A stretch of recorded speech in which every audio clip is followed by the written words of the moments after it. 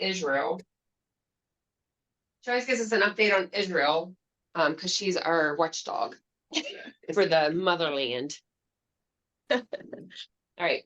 Well, a lot of it, of the Israel stuff that I come up with is dealing with the Middle East, not just Israel, because it all connects. Saudi Arabia is who I'm going to talk about today. They linked a train between themselves and Israel, or Israel linked a train between themselves and Saudi Arabia. I'm not sure. But this train is also monumental. Now, I don't know if they linked the train or if they're going to link it. I know Israel would like it linked, so I think that's what they're going to do. And Saudi Arabia would have to join in and hook up with Israel. If they do that, then Israel will have more options to join with them in a peace treaty. Now, Saudi Arabia, a little bit about them, they are an Arab Muslim nation. They're not Islamic. So they also are against Iran and Russia. And that's why Israel wants to join up with Saudi Arabia. Netanyahu, he's hoping to work towards a peace treaty with them. Saudi Arabia is not in the Bible prophecy that comes against Israel, so it's very likely this will happen. Now, the peace treaty between Saudi Arabia and Israel will give economic and strategic advantages to Israel, so they'll have more power, more resources. And this peace deal will be another step in the Bible prophecy if there's a peace treaty at all. And the other nations between Netanyahu will have, see, what he's trying to do is get peace treaties in the nations around him. The Arab nation is only 2% of the area. And what he's trying to do is build up, build up, build up. So what would those areas be, Connie? Would that be, you said Saudi and Israel, and who else would have a peace treaty? Well, right now, Israel is trying to get a peace treaty between themselves and Saudi Arabia. But that's just the beginning of the peace treaties that he wants to align with. Okay. Now, the peace treaties actually is prophetic. And it also leads to the end times and the Antichrist and the compromise. Now, the compromise, Netanyahu, he'll have to compromise his conservative and religious beliefs if all these peace treaties go through that he would like, because he'll also have to give up the Temple Mount. So, we'll have to see what happens. Now, the White House, they're The macabre. yeah, they are pushing for the peace treaty. But why? Really, when you think about it, America has been left out and they no longer are strong enough to negotiate anything. And Israel has kind of like pushed them aside. They don't look to them for us for anything anymore. But we're not enemies. But Israel turned away from the United States. So why is the United States pushing for this agenda? I think there's money on their side coming in for certain. I remember when I was over there, Reuben, which is our Israeli guide, said something about these countries that had been against them, but they must have hit oil in Israel. So there was always this power from like these other countries like Saudi Arabia. And now they want to be friends because Israel has this large supply and is not dependent on them anymore. Right. Anyway, go ahead. And that's very important. And that's a catalyst towards the peace treaty. Now, Israel under Netanyahu he's already turned left. he has his conservative, he has his religious, but yeah, he's turning left. And why is he turning left? Because the prophetic word said he will. How can a ruler of Israel not turn left and still head into the direction of the Antichrist? So, and you can see how he's turning left by COVID. He turned the whole state of Israel into a laboratory for Pfizer. Yep. He has now yesterday endorsed lab grown meat and is leaning towards the crickets and all that other stuff. He actually took a taste of the lab grown fish. You could see on his face he wanted to spit it right back out, but he said delicious. He didn't go back for another taste. But he's endorsing that. He's bringing that about. Why is that? Because that's on the agenda of the Antichrist. That's on the agenda of the whole woke theory of get rid of meat, get rid of fossil fuel, get rid of everything. But he's leaning towards all this stuff. It's just wrong. But it's not wrong. It's wrong if you want to keep the world going. It's not wrong if you want the end times to show up quicker.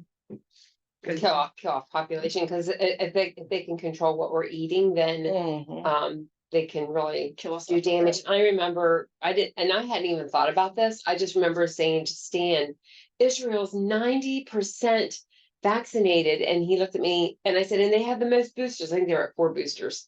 And he looked at me and goes, why wouldn't they be? Exactly. And I was like, oh, it's just Hitler all over again, but it's done from the world.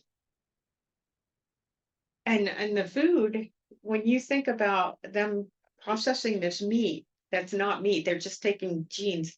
Well, in order to multiply it that quickly, there's cancer cells in there. Cancer multiplies quick.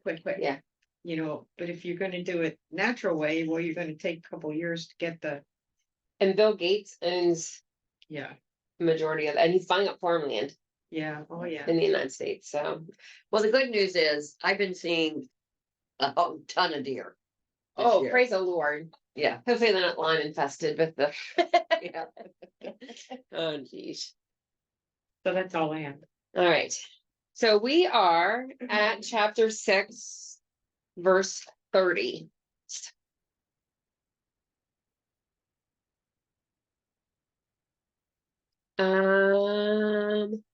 What else? Let's see here. Mine breaks down. Mine does 30 to 32, and then through 44. Ours goes to 44. And 53. My 45 through 56. 32 to 34, and then 35 and 36, and then 37, and then 44. So wherever you want to go. Okay, let's go ahead and do through 44, just to get a chunk. 30 through 44.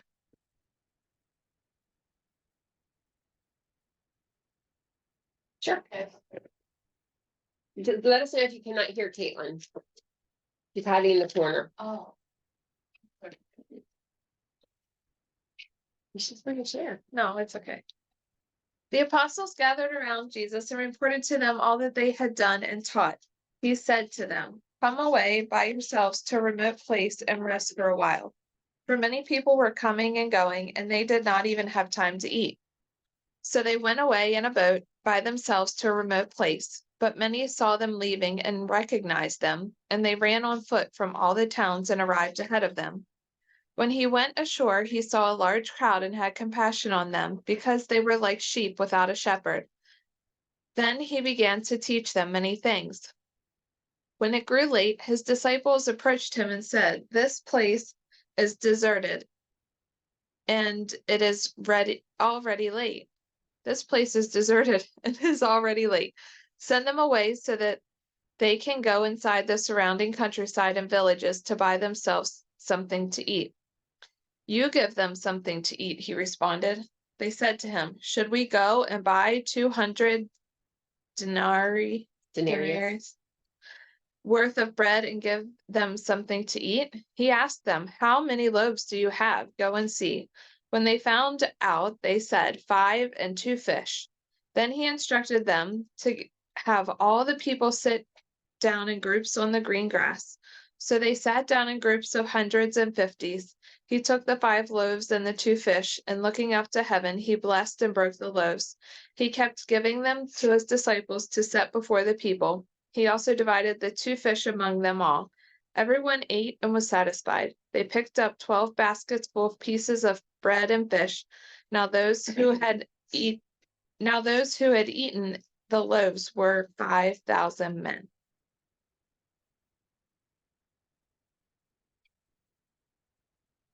Yeah, we read this in Matthew and Luke, I believe, so it should sound very familiar. I know, Chrissy, in mine, it doesn't say the denaries, am I saying that word right? But it would take Yeah. 8 months of a man's wages. Yeah. So Jesus took his disciples to a secluded place so that they might rest after their labors. He wanted to discuss their ministry with them and prepare them for their next mission.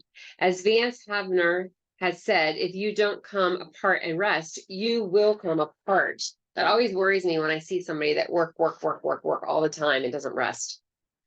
We live in a country where that's normal, actually, and it makes us very sick. If you don't come apart and rest, you will come apart. Even God's servant son needed time to rest, fellowship with his friends, and find renewal from the Father. Another factor was the growing opposition of both the political and religious leaders. Herod's murder of John the Baptist was evidence enough that the climate was now changing and that Jesus and his disciples had to be careful. In the next chapter, we'll encounter the hostility of the Jewish religious leaders. And of course, the political enthusiasm of the crowds was always a problem.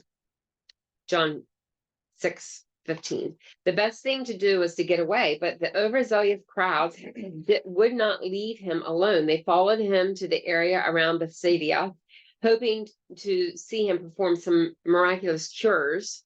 In spite of interruption to his plans, the Lord welcomed them, taught them the word, and healed those who were afflicted. Having experienced interruptions many times in my own life and ministry, I marvel at his patience and grace. What an example for us to follow. Mark recorded 2 miracles that Jesus performed. That took me to 32. Does yours break down like that? Mine starts at 32 then. You go to the end of 32. Yes. 34 is where I end that. Can you do that? Yeah. Go ahead, do yours, and then I'll pick up. All right. After the mission to proclaim the kingdom in word and deed, the apostles returned to Jesus and reported to him everything that had happened. So Jesus commanded them to go away with him to rest and eat. Sometimes the most spiritual thing you can do is get some sleep. We need the reminder that we are created beings. We're not God. Are you just one woman? Yeah. The fact that we need Which rest. is why I'm not going to be eating tomorrow or Friday night. The fact that we need rest is a reminder that we are dependent on the one who does not slumber or sleep. Many people saw Jesus and his disciples departing in a boat. His opportunity was at a fever pitch. Folks were so anxious to see him that they ran on foot to arrive at Jesus's destination ahead of the boat. That's dedication. When Jesus saw the large crowd, he had compassion on them. To him, they were like sheep without a shepherd. There are 3 things to know about sheep. They are dumb, they're defenseless, and they're directionless. Sheep lack the knowledge to make the right choices, are very vulnerable to attack from predators, and struggle with decision making. When the Lord is like a shepherd who gathers lambs in his arms, so Jesus moved to teach them. So Jesus was moved to teach them. So now 33 through 44. Jesus sent the 12 apostles out to minister because he had compassion on the needy multitudes. Matthew 9 tells us this. This time, the needy multitudes came to them, and the disciples wanted to send them away. As yet, they had not learned to look at life through the eyes of their master. To them, the crowds were a problem, perhaps even a nuisance, but to Jesus, they were as sheep without a shepherd. When D.L. Moody was building his great Sunday school in Chicago, which remind me of something, I need to change a graphic. Sorry.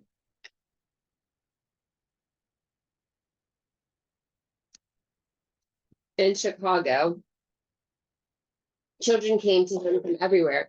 They often passed by other churches and Sunday schools to be with Mr. Moody. And when asked why he walked so far to attend Moody's Sunday school, one boy replied, because they love a fellow over there. The children could tell the difference. The disciples had two suggestions for solving the problem. Either send the people away to find their own food or raise enough money to buy a bit of bread for everybody. As far as the disciples were concerned, they were in the wrong place at the wrong time and nothing could be done.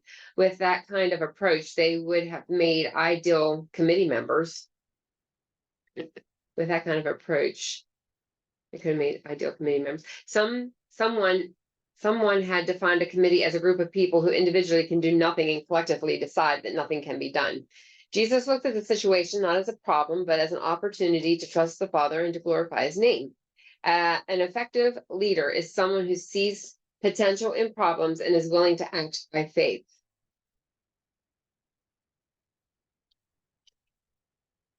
Acting on the basis of human wisdom, his disciples saw the problem, but not the potential. How many times God's people complained, if we only had enough money, we could do something. 200 pence, a denarii, would be the equivalent of a year's wages for the average laborer. The first step is not to measure our resources, but to determine God's will and trust him to meet the need. Oh, that's pretty good. Don't determine not to measure our resources, but to trust God. Determine God's will and then trust his resources. Okay. It was Andrew who found the lad with the lunch. We find that in John 6. The Lord had the people sit down in organized groups on the green grass, quite a contrast to Herod's glittering, sensual feast. Jesus took a little lunch, blessed it, broke it, and gave it to the disciples to distribute to the hungry people. Sproul mentions that he's talking about how we were going from like Herod and his huge feast, and now we're going to Jesus in this humble meal. The miracle took place in his hands, not in theirs. For whatever we give to him, he can bless and multiply. We are not manufacturers, we are distributors. John tells us that Jesus used this miracle as a basis for a sermon on the bread of life. Oh, that's interesting. So this is what that sermon's based off of in John 6:22. After all, he did not perform miracles just to meet human needs, though that was important. He wanted each miracle to be a revelation of himself, a sermon in action. For the most part, people were amazed at the miracles and appreciated the help he gave them, but failed to get the spiritual message. John 12:37. They wanted the gift, but not the giver. The enjoyment of physical blessings, but not the enrichment of spiritual blessings. That took me to 44. As it became late, the disciples became worried. They were in a deserted area, so they urged Jesus to send the people away to buy food. From a purely human perspective, the disciples' concerns were justified. Mark tells us there were 5,000 men present. Were women and children also counted? There would have been a total of 15 to 20,000 people. Where'd they go to the bathroom? The disciples, They weren't wearing any diapers. the disciples were probably thinking, Jesus, we've got some hungry people on our hands. We know you like to teach, but it's time to bring this sermon to conclusion. Send these folks into the villages to boost their local economies and let's get out of here. Images. I'm sorry. We're starting that one over. Imagine seeing There we go. the expressions on the disciples' face when Jesus told them, you give them something to eat. All they could say was, it's not in our budget. They didn't have the means to feed such a large crowd, or did they? They had overlooked the fact that the kingdom power that had fed hundreds of thousands of Israelites in the wilderness for 40 years was the same kingdom power available to them through Jesus. The 12 informed Jesus that they had 5 loaves of bread and 2 fishes, barely enough to feed 13 of their party. But God never lacks resources. He can always afford what he chooses to provide. So Jesus instructed them to have all of the people sit and get ready for their meal. When he blessed the loaves and fishes and gave them to the disciples to distribute, and the food just kept coming. Miraculously enough, was it provided for everyone. And it was not because everyone had a mere nibble or a few crumbs. Everyone ate and was satisfied. 5,000 men, plus women and children, were stuffed like Thanksgiving turkeys, and there were still leftovers. You may not have much, but whatever you have enough to accomplish the kingdom mission God has for you. We are called to give God whatever we have, our time, our money, our abilities. If you have the compassionate Christ who has access to all powerful Father, you have everything you need.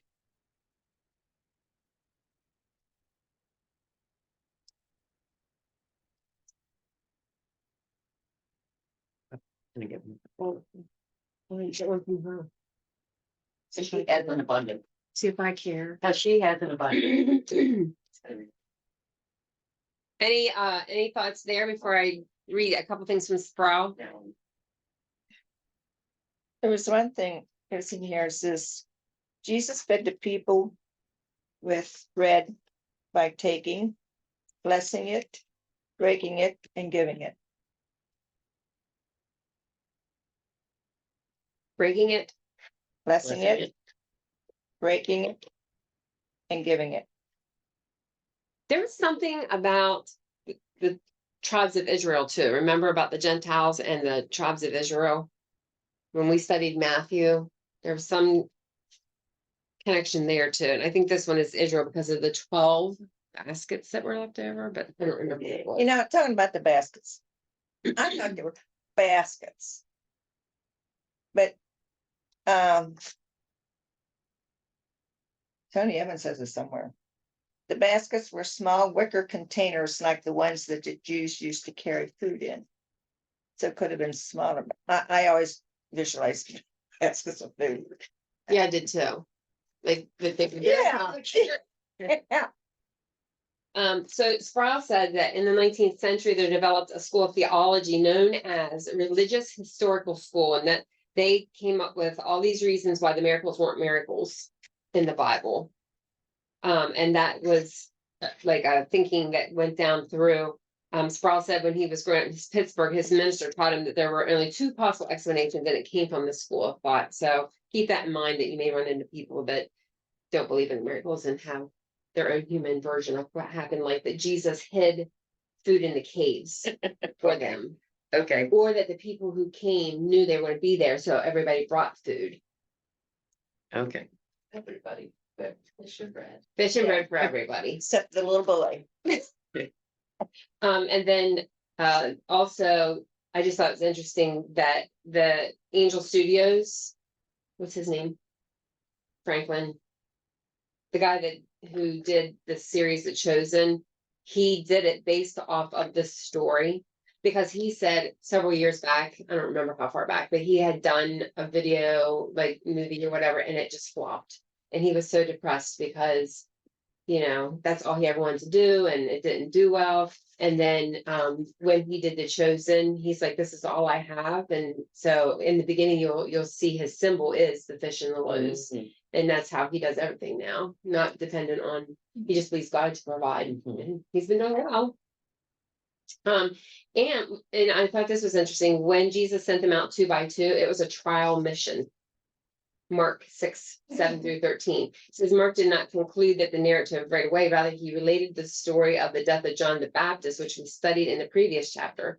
As a result, Mark presents two consecutive narratives. One is Herod Antipas with his big feast, then his all his stuff, the erotic dancing, and then this is Jesus prepared it, and his first thing on the agenda was the exposition of the truth of God. And his compassion for the people who were like sheep, which I like Tony's description of Right. sheep, because that's absolutely true. If you catch them, they will just lay down and do whatever. Mhm. They don't even fight. And then he also made note that traditional meeting place between God and his people is the wilderness. And I think we talked about that before, like how we're more dependent on God when we're in the wilderness. So I thought that would be a cool note. It's a traditional meeting place. So that's when Jesus was trying to get them away so that they could rest.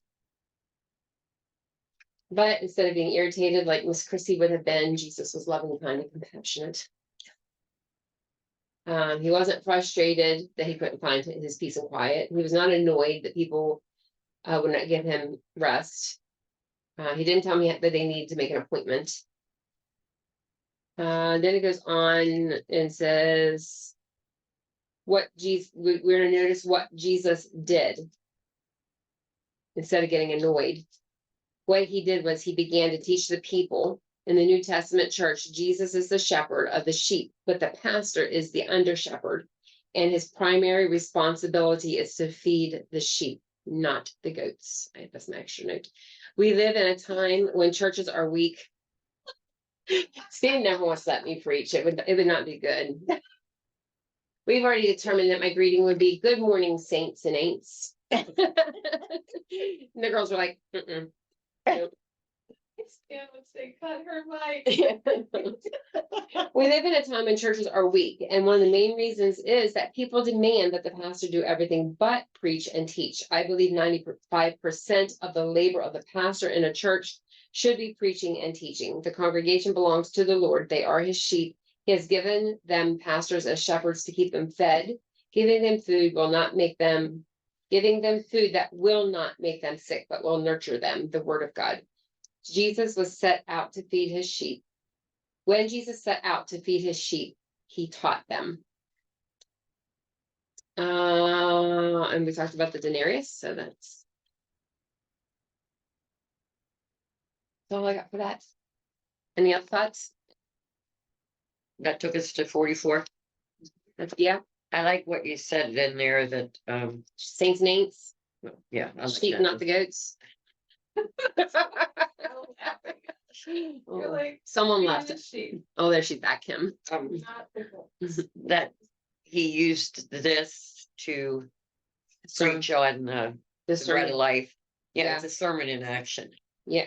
Oh, yeah. Oh, that's a good way to put it. Sermon in action. Somebody, you read that. Yeah. I just read the Somebody sermon. else said it. I said the sermon, no, but I don't think I said sermon in action. I just said the sermon, the bread of life, was based off of this. But I love that sermon in action. Okay, what was you writing? then? Curriculum. Huh? Yeah, curriculum. What was you saying? How did you finish that? Oh, it's a sermon in action. He used this to Oh, preach on the bread of life. oh, So it was a sermon in action. Do you see what I'm saying?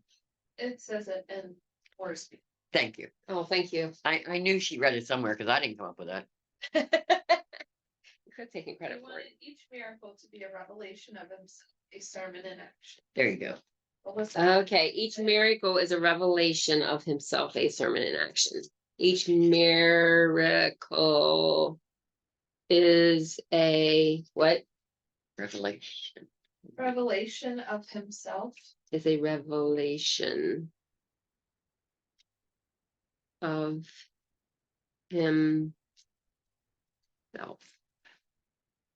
A sermon in action, which we know that when Mark wrote this book, he didn't focus on Jesus's words, but what his actions were, Mhm. which makes this even more Mhm. interesting. Any other thoughts? Also made note the 5,000 is probably 15 to 20,000 when you added the women and the children in.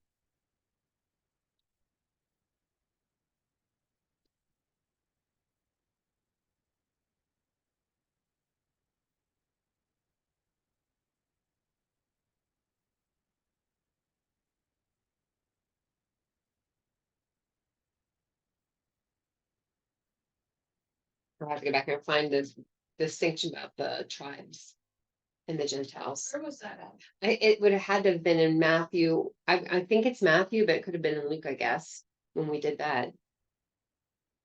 All right. Saints, are we ready to move on to the next section? 45 through 56. Yep. Who would like to read? We may finish chapter 6 today. I can read if Kathy doesn't want to read. I Jesus can walks read. around. I'm reading, thank you. Okay. You ain't. You ain't. Immediately after this, Jesus insisted that his disciples get back into the boat and head across the lake to Bethesda, while he sent the people home. After telling everyone goodbye, he went up into the hills by himself to pray. Later that night, the disciples were in the boat in the middle of the lake, and Jesus was alone on land. He saw that they were in serious trouble, rowing hard and struggling against the wind and waves. About 3 o'clock in the morning, Jesus came toward them walking on the water. He intended to go past them, but when they saw him walking on the water, they cried out in terror, thinking he was a ghost.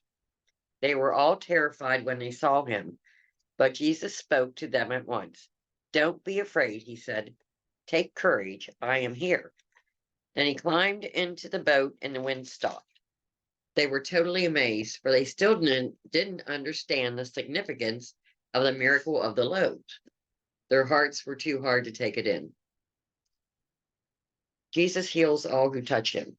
After they had crossed the lake, they landed in the center, somewhere. Gennesaret. They right? brought the boat to shore and climbed out. The people recognized Jesus at once, and they ran throughout the whole area carrying sick people en masse to wherever they heard he was. Wherever he went, in villages, cities, or the countryside, they brought the sick out to the marketplaces. They begged him to let the sick touch at least the fringe of his robe, and all who touched him were healed. We're back to the fringe of the robe. Mm-hmm. Now, why was he going to walk right past them? Continue rowing. About 3 o'clock in the morning, he intended to go past them. Verse 48, Jesus came toward them walking on the water. He intended to go past them. Maybe Worsby or Tony will tell us. I don't know. That is kind of odd. Maybe he thought by this point you've already been in the boat with me once before. Remember how I got the pillow and I laid down with that first 101 lesson that I tried to teach you? A number of miracles were involved in this event. Jesus walking on the water, Peter walking on the water. Mark did not record this. You can see Matthew 14, 28 through 32. So this was the same time. Yeah, Same issue. same scenario. Yeah. Jesus stilling the storm, the boat arriving on shore the instant Jesus entered it, John 6:21. So he forgot all those details. You didn't forget. Okay, he left out all those details. If somebody else already. This is true. Don't waste my time. It was certainly a night of wonders for the 12. Why did Jesus compel his disciples to leave? Because the crowd was getting restless and there was danger. They might start a popular uprising to make Jesus king. We can find that in John 6:14 and 15. The details. The 12 were not ready to face this kind of test because their idea of kingdom were still too national and political. I think that we're like that. Like we get so focused on like the political stuff. Wonder how far into his ministry this was. Well, it wasn't time yet. No. Wasn't. Terry killed John the Baptist. Anyway, go on. Yes, there was a second reason. He wanted to teach them a lesson. It's in the curriculum on faith. It's in the curriculum. That would help prepare them for the work that lay ahead of them after he was gone. The disciples had just completed a very successful mission, healing the sick and preaching the gospel. They had shared in the miraculous feeding of the 5,000 people. They were on a spiritual high, and this in itself was dangerous. It is good to be on the mountaintops if you don't get careless and step off a cliff. Spiritual blessings must be balanced with burdens and battles. Otherwise, we may become pampered children instead of mature sons and daughters. On a previous occasion, Jesus led his disciples into a storm following an exciting day of teaching. Now, after a time of miraculous ministry, he again led them into a storm. In the book of Acts, it's interesting to note that the storm of official persecution began after the disciples had won 5,000 people to Christ. Acts 4:1-4. Perhaps while they were in confinement, the apostles recalled the storm that followed the feeding of the 5,000. They must have encouraged themselves with the assurance that Jesus would come to them and see them through. Each new experience of testing demands of us more faith and more courage. This is true. In that first storm experience, the disciples had Jesus in the boat with them, but this time he was on the mountain praying for them. Oh, it took a little bit more faith this time because he wasn't with them. First time he had his pillow and was resting in the boat in 101. We are now 102. He was teaching them to live by faith. For that matter, even when he was in the ship with them, they were still afraid. The scene illustrates the situation of God's people today. We are in the midst of this stormy world, toiling and seemingly ready to sink, but he is in glory interceding for us. When the hour seems the darkest, macabre, he will come to us and we will reach shore. The waves that frightened the disciples, including the fishermen in the group, were only stair steps to bring the Lord Jesus to them. He waited until their situation was so desperate that they could do nothing to help themselves. But why did he act as though he would pass them by? Lori, you ready? Because, dun, dun, dun, he wanted them to recognize him, trust him, and invite him into the ship. So the lesson, I guess, is don't forget to invite him into your situation. They did not recognize him, but instead screamed with fear because they thought he was a ghost. Jesus reassured them with his word. Take courage, it is I, do not be afraid. At this point, Peter asked Jesus to let him walk on the water, but Mark omits this detail. Tradition says that Mark wrote as Peter's spokesman, so perhaps Peter was reticent,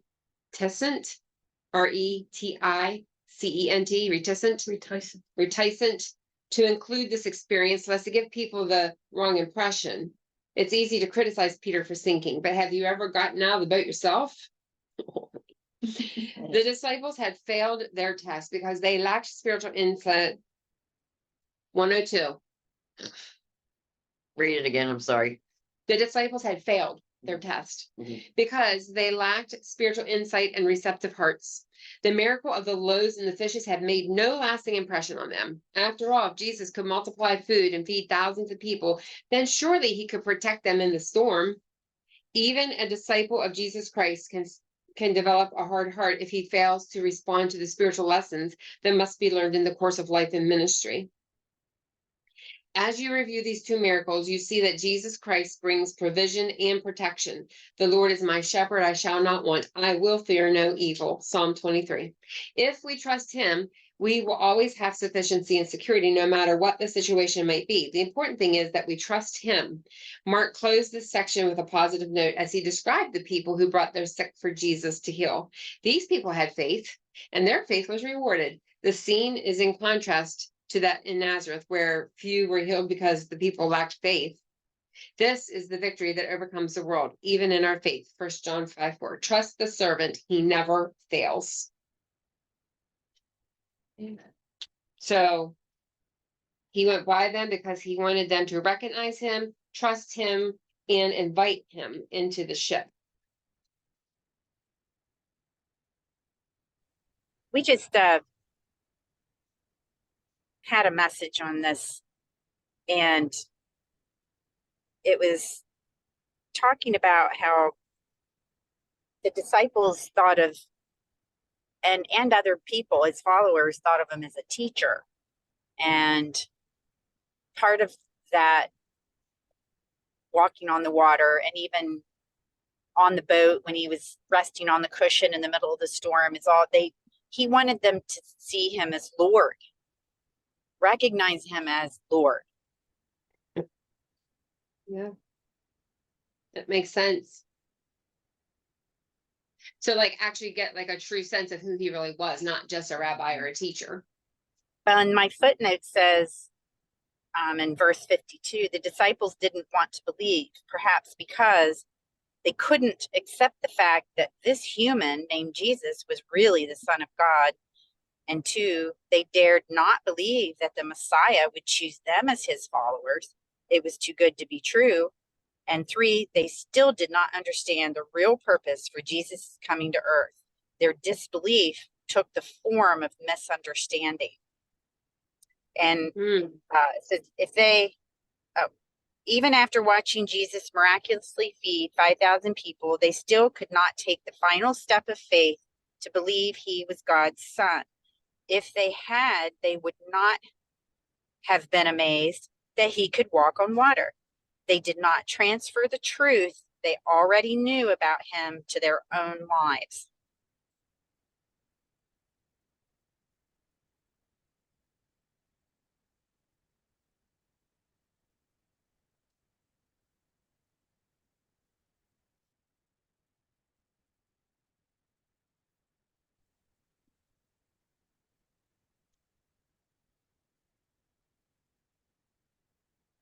Good points. I mean, I think it's hard, like, I think it's easy, I guess, for us because we have the Bible to forget that, like, they did not have all this. Like, we know the end of the story. They did not have that privilege. They knew what the prophets said. Yeah, what the prophets But said. it was hard for them to. I think that even though we have the Bible and we read all this curriculum,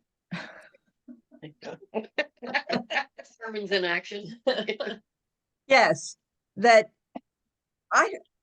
for me, and I know for a lot of people, it's hard to still fathom those miracles because even though we read about them, we don't see them. And even though we have miracles, I think, in our day to day,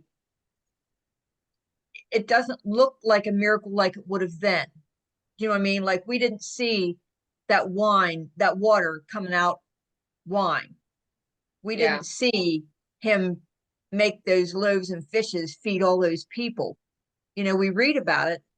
And even though there are miracles like somebody's healed from an illness or something like that, there's so many other things that can take the credit for that. A doctor, Pills, you know, what's that? pills. Pills, you know. So, and I know even back some years ago, like when Frank and I would be reading something in the curriculum, he was kind of like, well, I'd like to see the proof of that. You know, like if they found an artifact or whatever, I would like to see that. Or how do we know that's really real? You know, because we're reading about it. So I think there's times that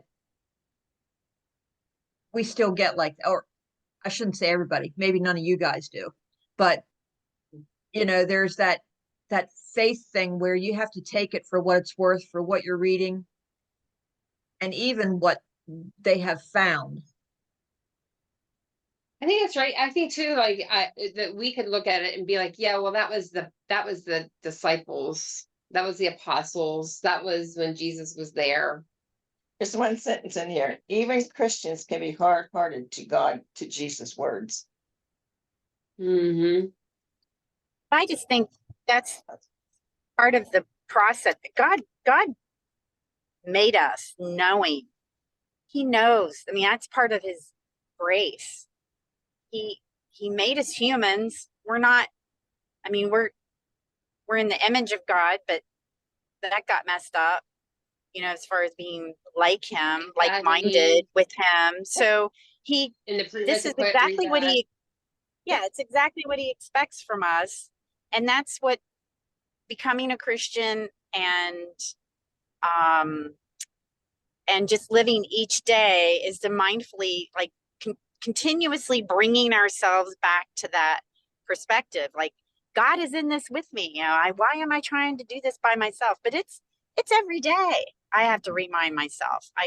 And then sometimes at the end of the day, it's like, why did why didn't I just stop and pray about that? Like, instead of getting mad, or it's every day. So, and I think Awesome. that's why in the Bible, they tell us over and over and over again about the disciples continually needing to be encouraged, and even after seeing the miracles, like they were still misunderstood, or they didn't get it, or like, I mean, it's throughout the Bible that it was a process for them too, just like us. So God, he knows. Everybody read your ink pen, please. The Ladies' Daily Bible Study. Who doesn't have, anybody don't have the ink pen? Linda, you wouldn't. Sue, did you get one yet? Oh, I will have to get it to you. Go ahead. We walk by, Kathy, where's your pen? In my checkbook, where I spend my money. Well, this goes with that too. We walk by faith, not by sight. Yep. All right, any other thoughts, footnotes? We're gonna start chapter 7 tomorrow. Yes. All right, then this concludes the reading of God's word for today. Oh, Did you make that? Oh, you didn't? No, I don't have to. No, go ahead, Sure, you yeah. have time. we need Sorry, you you. have time. I'm just looking at it, I'm like, either I'm totally lost or. I'm sorry. Right. All right, Chrissy. I'm sorry. Okay. Oh. After this, Jesus, what? I don't have to worry about it all day now. No, write it on your hand, not to worry. Yeah. Okay, after this, Jesus made his disciples get into the boat and go without him to the lake's other side. They were about to enter a trial, that is, adverse circumstances allowed by God to deepen their experience of him. Fortunately, the disciples were going to struggle. Unfortunately, the disciples were going to struggle with this trial because they hadn't learned from the previous one. Test 101. As the disciples departed, Jesus went to pray. He didn't know what was coming, but Jesus did. They didn't know what was coming, but Jesus did. I gotta slow down here because I'm messing up everything. It's okay, we'll forgive you. And he was already understanding them. Because of his resurrection from the dead, Jesus always lives to intercede for you too. As they reached the middle of the sea, the disciples were struggling because of the fierce wind and that was coming against them. And they were in the middle of God's will. They were in the middle of God's will. Jesus had sent them on the journey. Yet they were also in the middle of threatening circumstances. If you're earnestly and faithfully seeking to follow God, don't be surprised when trials come. God grants these so that your faith, more valuable than gold, may be refined and bring glory to Christ. That is referenced to 1 Peter 1:7. Jesus saw them straining at the oars, so though God may seem to be absent in your circumstances, rest assured that he sees you. Then Jesus came toward them walking on the sea. The very thing that was causing their problem was under their feet. Assuming they became terrified, assuming that he was a ghost. The CSBs very early in the morning. What's CSBs? See? Standard Bible. Oh. Christian Standard Bible. Very That's early in their the morning. Version of NBC. Yeah, I was gonna say. Fox News. It's literally around the fourth watch of the night. So this encounter occurred between 3 and 6 a.m. Jesus exhorted them, have courage. It is I, don't be afraid. What did he say there about it being 3 and 6 a.m.? Okay, let me start over. Sorry. The CBS very early in the morning in 6:48 is literally around the fourth watch of the night. So this encounter Oh, okay, occurred morning. between 3 and 6 a.m. Okay. Jesus exhorted them, have courage. It is I, don't be afraid. Then he climbed into the boat and the wind ceased. He gave them his word and he gave them his presence, and then their circumstances changed. That's pretty significant. The disciples were shocked by these events because they had not understood about the loaves. Something had happened the previous day that shouldn't affect how they react this day. Let me start that I was over. gonna say, they shouldn't. Something had happened the previous day that should have Okay. affected how they reacted this day. They didn't recognize Jesus because they weren't looking for him in the midst of the trial.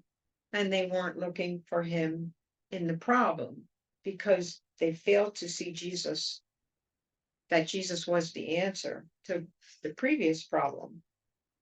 Jesus' reputation continued to grow. Upon arriving at the destination, he was recognized by everyone. So they brought all who were sick to him, and anyone who merely touched the end of his robe was healed. That's what he said. Did it say there the fourth watch? Can we go back? Yes. Okay, Jeremiah has, which is the fourth watch of the night, the same time that the crossing of the Red Sea took place. Exodus 14:24. And then what was the fourth watch? The time? The time. So they crossed the Red Sea early in the morning then. Mm-hmm. Fourth watch. See, mine says What was around that? 4 o'clock. What was that reference, Mom? Exodus. Exodus 14:24.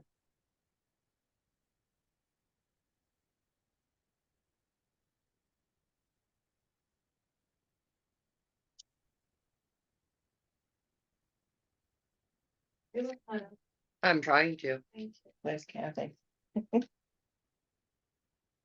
but just before dawn, the Lord looked down on the Egyptian army from the pillar of fire and cloud, and he threw their forces into total confusion. 14:24.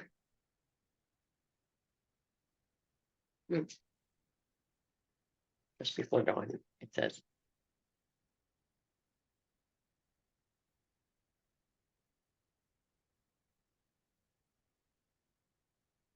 Caitlin, did you get your new Bible?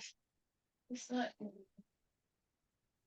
Well, I did get it and it was too small. Right, the first one. Yeah, and I just ordered them, With the pages? not the, no, because the only ones I can find are King James and ESV, Oh, and I, ESV's alright.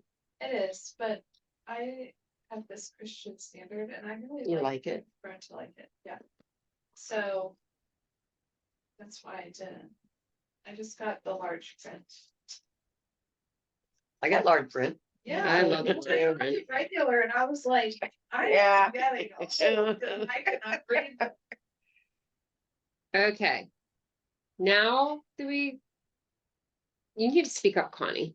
What? Whenever I skip over like that, I said, does anybody else have anything to say? And you went, What? I was waiting for people to say something about their Commentary. commentary. all right, for real this time, this concludes the reading of God's word. Until tomorrow, we will start on chapter 7. See you, ladies. Bye, Bye. everybody. Bye. Will you be in Bye. church this Sunday, Sue? Say it again, Chrissy. Will you be in church this Sunday? Yeah, it should be. Okay, Kids are gonna sing. yeah. Oh, yeah. Has he been here for a while? Yeah. Oh, the kids are I gonna have an sing for appointment themselves. tomorrow, so I won't be here. Oh, we'll miss you. Well, thanks for letting us know, Linda. Yeah, I'm sorry I don't talk much. It's okay. Okay, I'm going to go. Talk Bye. to you later. See you later. Bye. Okay, bye.